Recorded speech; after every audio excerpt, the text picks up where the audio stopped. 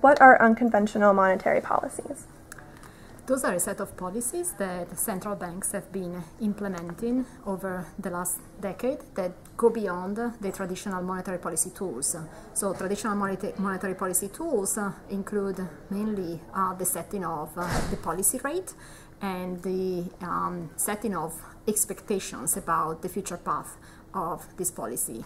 Unconventional monetary policy tools have included a number of policies that have not been implemented in the past, and these primarily include, for example, forward guidance, asset purchases, when we move to the ECB, some different kinds of policy regarding their refinancing operations.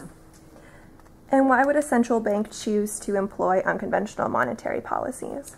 So the main reason was that basically by 2008 or so, central banks had already brought their policy rates to zero.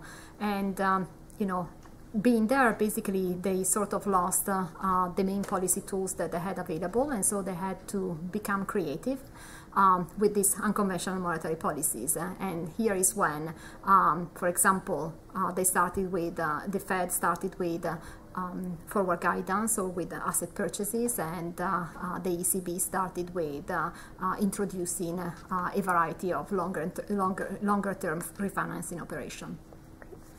And what was the effect of unconventional monetary policies on different central banks?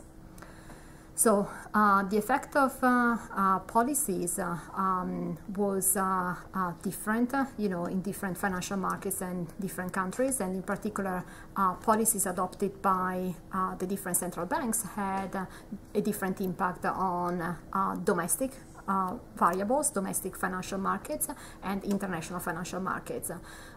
In the case of the Fed, we see that unconventional policies that decrease bond yields, they have an impact on corporate bond yields. They decrease corporate bond yields.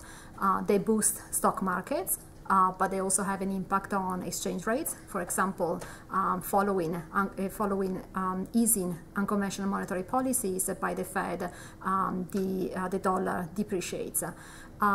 We also see that there are spillover effects from the US to other countries, in particular to the UK and the Euro area.